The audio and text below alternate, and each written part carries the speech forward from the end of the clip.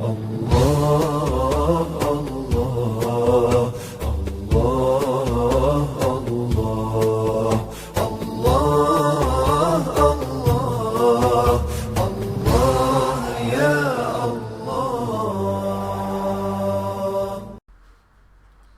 alaikum wa rahmatullahi wa barakatuh. Alhamdulillah wa salatu wa salam ala rasulillah wa ala alihi wa sahbihi wa sallam.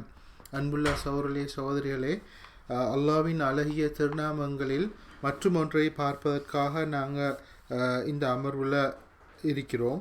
அந்த வகையில் அல்லாஹ்ட பெயர்களில் ஒன்று தான் அல்-காபித் என்று சொல்கிறது. அல்-காபித் என்றால் பிடிக்கக்கூடியவன் என்றது, கபத் என்றால் எட்டி பிடிக்கிறது.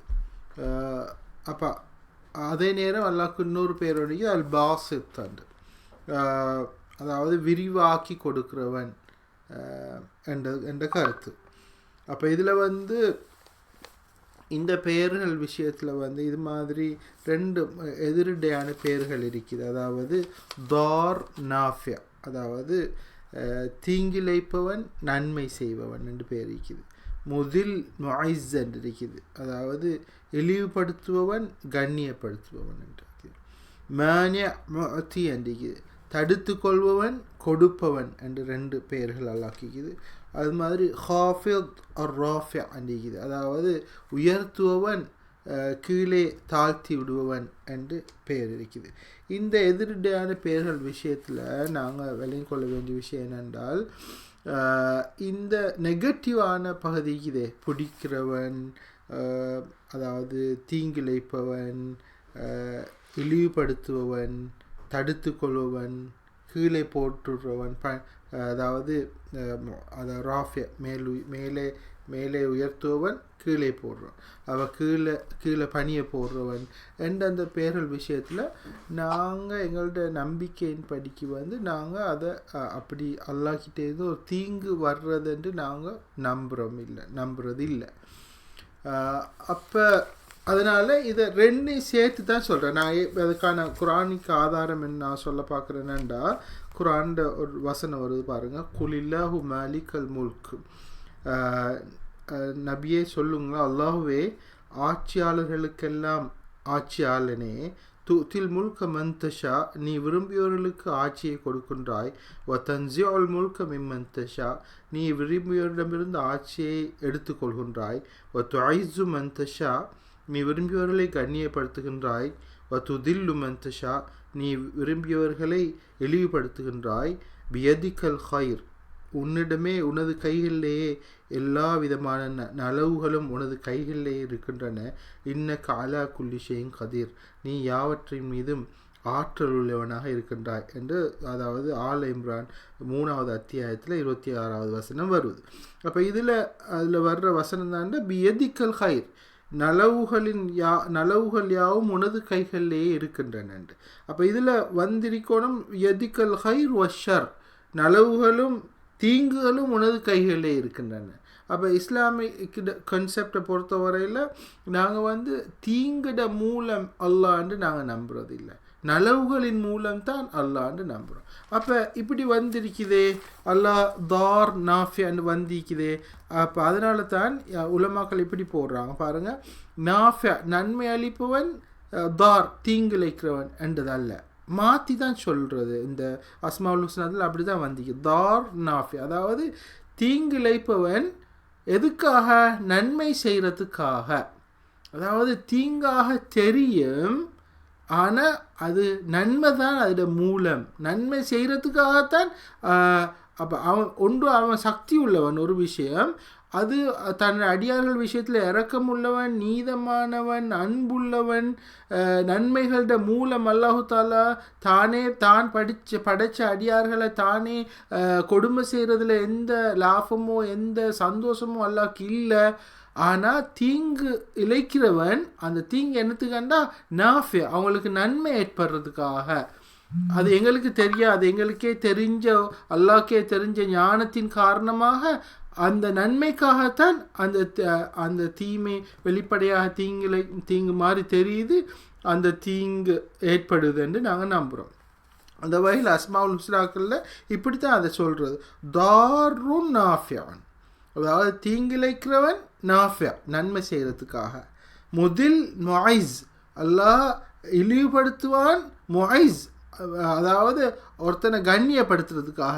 ஒரு மனுஷனை இழிவுபடுத்துறதுனூடாக ஒரு சமூகத்தை கண்ணியப்படுத்த அல்லாஹ் அடிக்க முடியும். ஒரு மனுஷனை இழிவுபடுத்துறதுனூடாக அவனுக்கு ஏற்பட இந்த பெரிய தீங்கு ஒன்றை நீக்கிறதுக்கு நோக்கமாக இருக்கக்கூடும். அதுதான் அப்படித்தான் அது பார்க்குறது. மானிய அமோத்தி அதாவது தடுத்து கொள்பவன் கொடுப்பவன். ஏன் தடுக்கிறான்டா கொடுக்கறதுக்காக. அது மாதிரி ஹாஃபியா தாஃபியா ராஃபியா அல்லாஹ் கீழே போடுவான், பனியை போடுவான் ஒருத்தனை ராஃபியா அவனை உயர்த்துறதுக்காக, அல்லது அவனை பனியை போட்டு ஒரு சமூகத்தை உயர்த்துறதுக்காக ஏதோ நன்மை தான் நோக்கமாக கொள்ளப்பட்டிருக்கும். ஆனால் வெளிப்படையில் தீங்கு மாதிரி தெரியும் என்றது. அதே மாதிரி தான் இந்த விஷயத்துலையும் கூட அல்லாஹு தாலா பாசித் விரிவாக்கி கொடுக்கிறவன், காபித் அல்லாஹ் பிடிச்சு கொள்றவன், அதாவது சுருக்கிறவன் என்று இருக்கிறத நாங்கள் முதல்ல காபித்ன்றது தான் முதல்ல சொல்லணும். காபிதுல் பாசித் அதாவது அல்லாஹ் பிடிப்பான், தடுத்து கொள்வான். அல்லாஹ் இந்த ஒருத்தனை விட்டு ஒன்றை எடுத்துக்கொள்வான். ஏண்டா அதை கொடுக்கறதுக்காக, அது அவனுக்கு கொடுக்கவோ ஒரு சமூகத்துக்கு கொடுக்கவோ அல்லது அவன் பிள்ளைகளுக்கு ஏதோ அவனுக்கே உரிய ஞானத்தின் காரணமாக அதை செய்கிறான் என்றதை நாங்கள் விளங்கி கொள்வோம். அப்போ ஏன் இப்படியாக இந்த சொல்கிறதுன்னா, இந்த ரெண்டையும் சொல்லும்போது என்ன அதில் இந்த நாடப்படுதுன்னா, அதன் மூலம் அல்லாஹ்வின் சக்தியும் ஞானத்தையும் நாங்கள் விளங்கி கொள்கிறோம். அவன் பிடிக்கிறான் தான், ஆனால் அதுக்கு பின்னால் கொடுக்கறதுக்கு தான் அந்த நாட்டம் இருக்குது. அது அவனுக்கே உரிய நாட்டம்னு நாங்கள் விளங்கி கொள்கிறோம். அப்போ இந்த பாசித் என்றது காபித் என்றது எங்கனையெல்லாம் நான் எப்படியாக எந்த கருத்துகளோட விளங்கி கொள்வோன்னா, அல்லாஹ் தாலா ஒருத்தருக்கு கொடுக்குற ரிஸ்க் விஷயத்தில் அல்லாஹ் அப்படி செய்கிறான்ன்றது. அதில் இந்த பேர் அதுக்கு சாருதுன்னு சொல்லலாம். அல்லாஹு யபுசுத்து ரிஸ்க லிமன் யஷாஉ வ யக்திர். அல்லாஹ் தான் விரும்புகிறவங்களுக்கு ரிஸ்கை விரிவாக்கியே கொடுக்கின்றான். யபுசுத்து பாசித் அல்லாஹ் தான் விரும்பியவங்களுக்கு ரிஸ்கை விரிவாக்கியே கொடுக்கின்றான். தான் விரும்பிய இன்னும் சிலர் விஷயத்தில் அல்லாஹ் தாலா அப்படியே அதனை தடுத்து கொள்கின்றான். அதுக்கு காரணம் என்ன இருக்கும்? ஏன் தடுத்து கொள்றதா இருக்கும்? அல்லாஹ் தாலா சொல்கிறான் ஒரு இடத்துல, வலவ் பஸத்தல்லாஹு ரிஸ்க லிஅபாதிஹி லபகவ் ஃபில் அர்த். அல்லாஹ் தன்னை அடியார்களுக்கு அந்த ரிஸ்கை, அது அவங்களோட வாழ்வாதாரங்களை எல்லை இல்லாமல் அப்படி கொடுத்திருந்தால் அவங்க அந்த பூமியில் பெரும் வரம்பு மீறியவங்களாக நடந்து கொள்வாங்க. வலாக்கின் யுனஸ்ஸிலு பிகதரி மா யஷா. எனவே அல்லாஹ் தாலா அவன் விரும்புவது போல குறைவாக்கியும் கூட்டியும் அவன் விரும்பின மாதிரி ஒரு அளவீட்டின் அடிப்படையிலேயே கொடுத்து வருகின்றான்.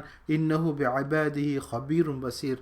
நிச்சயமாக அல்லாஹ் தனது அடியார்களை மிகவும் நுணுக்கமாக அறிந்தவனாகவும் அவர்களை பார்த்தவனாகவும் இருக்கின்றான் என்று அல்லாஹ் சொல்கிறான். அப்போ இந்த காபித் பாசித் எந்த விஷயத்தில் செயல்படுது? அல்லாஹ் ஒருத்தர் கொடுக்குற வாழ்வாதாரத்தை சுருக்கின்றான், ஒருத்தருக்கு விரிவாகி கொடுக்குறான் அவனுக்கே உரிய ஞானத்தின் காரணமாக. அதே மாதிரி இந்த சொல் இதுவும் ஒரு ரிஸ்க் தான். அது ஒரு மேகத்தோட சம்பந்தப்பட்ட அல்லாஹ் தாலா இந்த சொல்ல பாவிக்கிறது. அல்லாஹுல்லதி யுர்சிலு ரியாஹ ஃபதுசீரு சஹாபன் ஃபயப்சுதுஹு ஃபிஸ் ஸமாஇ கைஃப யஷா. அல்லாஹ் தான் அதாவது காற்றை அனுப்பி மேகத்தை விரவி விடுகின்றான். அதனூடாக விரவி வானத்தில் பல்வேறு பக்கங்களுக்கு இந்த மேகத்தை அனுப்புகின்றான் தான் விரும்பியது போன்று. அப்போ அந்த மேகத்தை அனுப்புறத என்ன நாடப்படுதுன்றா, அதனூடாக அவன் நாடுற இடங்களுக்கு மழையை பொழிவிச்சு அங்கே அவங்களுக்கு ரிஸ்குடைய விஸ்தீரணத்தை அங்கே அறுவடைகளை ஏற்படுத்தி கொடுக்கின்றான் என்று. அது மாதிரி அல்லாஹ் அதாவது காபித் பிடிப்பான் என்றது, எடுத்துக்கொள்வான் என்றது, சுருட்டி எடுப்பான் என்ற இந்த விஷயம் இன்னொரு இடத்துல பாவிக்கப்படுது. மறுமை என்று ஒன்று வரும்போது அல்லாஹு தாலா ஒமா கதருல்லா ஹக்க கதிரி, அவர்கள் அல்லாவை சரியாக இன்னும் விளங்கி கொள்ளவில்லை.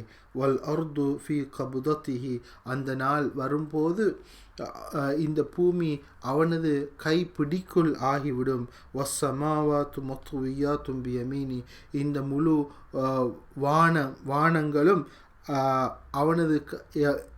அவனது வலக்கையில் அப்படியே சுருட்டி எடுக்கப்பட்டு விடும் என்று அல்லாஹ் தாலா சொல்லி கொண்டிருக்கிறான். அப்போ எவ்வளவு பெரிய சக்தி உள்ளவன், ஆற்றல் உள்ளவன் என்றதை நாங்கள் அந்த விலையும் கொள்கிறோம். அதே மாதிரி அல்லாஹ் தான் உள்ளங்களை சுருக்கிறான், விரிவாக்கி கொடுக்குறான். அந்த அதுலேயும் இந்த சொல் பாவிக்கப்படுது. அவன் விரும்பும்போது ஒரு உள்ளத்தை விரிவாக்கி சத்தியத்தை விளங்கி கொள்கிற வகையில் பணி உள்ளவங்களாக, நியாயாதிக்க ஆசை உள்ளவங்களாக, நீதமாக நடந்து கொள்கிறவங்களாக ஒருத்தரை ஆக்குறான். இன்னொருத்தரை அவருடைய உள்ளத்தை சுருக்கிடுறான். அவருக்கு நியாயம் நீதி பிடிக்காது, அநியாயக்காரராய்ப்பார், கோவப்படுறவராய்ப்பார், சத்தியத்தை புறக்கணிக்கிறவராய்ப்பார் என்ற அந்த இடத்துலையும் அல்லாட அந்த காபித் அல்-பாசித் அல்லாஹ் பிடிச்சி சுருக்குவான், அல்லாஹ் விரிவாக கொடுப்பான் என்ற அந்த சொற்கள் நாங்கள் விளங்கி கொள்கிறோம். அல்லாஹ் தாலா சொல்கிறது, فَمَنْ يُرِدِ اللَّهُ أَنْ يَهْدِيَهُ يَشْرَحْ صَدْرَهُ لِلْإِسْلَامِ அல்லாஹ் யாருக்கு வழிகாட்ட விரும்புவானோ அவரது உள்ளத்தை இஸ்லாத்தின் பால் மிகவும் விசாலமாக்கி விட்டு விடுவான்.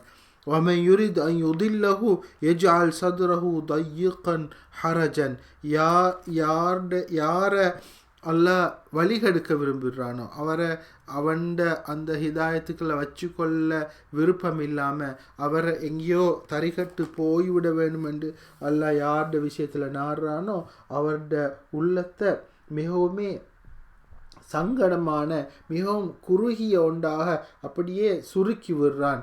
கன்னஹு யஸ்ஸஅது ஃபிஸ்ஸமா வானத்தில் ஒருத்தர் மேலே போகும்போது எவ்வாறு ஒரு உள்ளம் சுருங்குதோ ஆக்சிஜன் போதாதால அது மாதிரி கதாலிக்க யஜ்அலுல்லாஹு ரிஜ்ஸ அலல்லதீன லா யுமினூன் இவ்வாறு தான் விசுவாசம் கொள்ளாதவங்களோட விஷயத்தில் அல்லாஹ் தாலா அவங்களுக்கு இந்த ஒரு இழிவை அல்லாஹ் கொடுக்குறான் என்று குர்ஆனில் வருவது.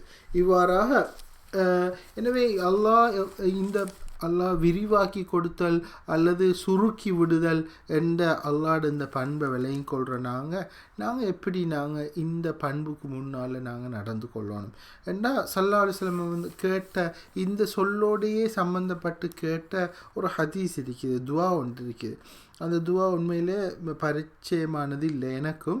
நாங்கள் லேசியானால் நாங்கள் இதை எங்கள்கிட்ட துவாக்களாக ஆக்கிக்கொள்ளலாம். ஸல்லல்லாஹு அலைஹி வஸல்லம் அவங்க கேட்டிக்கிறாங்க, ரவா அஹ்மதில் பதியப்பட்டிக்குது, அல்லாஹும்ம லா காபித லிமா பஸத்த யா அல்லாஹ் நீ யாருக்கு விசாலமாக்கி கொடுத்தாயோ அதனை சுருக்கி விடுறவங்க, அவங்கள்ட்டேருந்து அதை பறித்து கொள்கிறவங்க யாருமே கிடையாது. வலா பாசித லிமா கபல்த யாருடைய விஷயத்தில் நீ சுருக்கி விட்டாயோ அவங்களோட வாழ்க்கையை சங்கடத்தில் போட்டுவிட்டாயோ அவங்களோட வாழ்க்கையை விசாலமாக்கி கொடுக்குறவங்க யாருமே கிடையாது.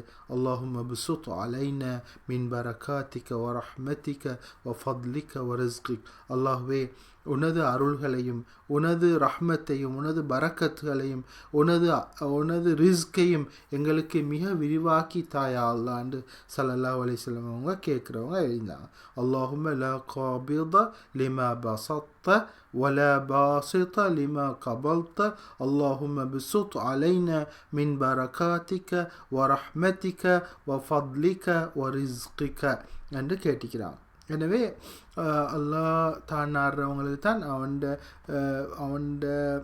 அவன்ட திட்டத்தின்படி விரிவாக்கியோ சுருக்கியோ கொடுக்குறான். இங்கே இந்த சுருக்கின்றது சிலருக்கு அந்த சுருக்கமாக சிலது அமையும் போது அதை ஒரு துரதிர்ஷ்டமாக பார்த்து கொள்ள தேவையில்லை.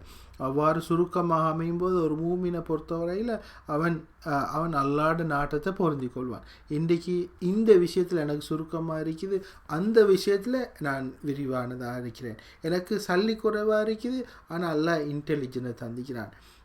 எனக்கு சமூகத்தில் அதாவது எனக்கு ஒரு வசதி குறைவாக இருக்குது, அல்லாஹ் தாலா எனக்கு புல்ல பாக்கியத்தை தந்திக்கிறான். எனக்கு இந்த விஷயத்தில் குறைவாக இருக்குது, அல்லாஹ் தாலா இப்படி அவருக்கு நல்லது ஒன்றை கொடுத்திப்பான். அந்த விஷயங்களை நல்லதாக விளங்கி அவரோட விஷயத்தில் சுருக்கிக்கிற அல்லது சோதிக்கிற அந்த பகுதியை அல்லாட அந்த விஷயத்தை நாங்கள் பொருந்தி கொள்ள பழகிக்கொள்ளணும். அப்போ அந்த வகையில் ஸல்லல்லாஹு அலைஹி வஸல்லம் அவங்க சொன்னாங்க, இர்த பிமா கஸமல்லாஹு லக தகுன் அக்னன் நாஸ் அல்லாஹ் உனக்கு என்று விதியாக்கிக்கிறது, உனக்கண்டு பிரித்து தந்து பங்காக உனக்கண்டு அளந்து தந்திக்கிறத நீ பொருந்திக்கொள், அப்போ மனிதர்களையே மிகப்பெரிய செல்வந்தனாக நீ இருப்பாய் என்று ஸல்லல்லாஹு அலைஹி வஸல்லம் சொன்னான். இது திருமீதியில் இருக்குது. எனவே இந்த பண்புகளிலிருந்து அல்லாட இந்த பண்புகளை நாங்கள் விளங்கிக்கொள்ளணும். அவன் மிக சக்தி உள்ளவன். அவன் விரும்புகிறவங்களுக்கு விரிவாகி கொடுப்பான், விரும்புகிற நேரத்தில் அதை செய்வான். அவன் விரும்புகிறவங்களில் அவனோட வாழ்க்கையை கொஞ்சம் கஷ்டமாகி கொடுப்பான், அது அவன் விரும்புகிற நேரத்தில் செய்வான். எனவே அல்லாட அந்த நாட்டங்கள் நாங்கள் பொருந்தி கொள்வோம். அல்லாட்ட இந்த துவாவை கேட்டு வாழ்கிறவங்களாக நாங்கள் ஆகிக்கொள்வோம். வாஹிரு தஅவானா அல்ஹம்துலில்லாஹி ரப்பில் ஆலமீன்.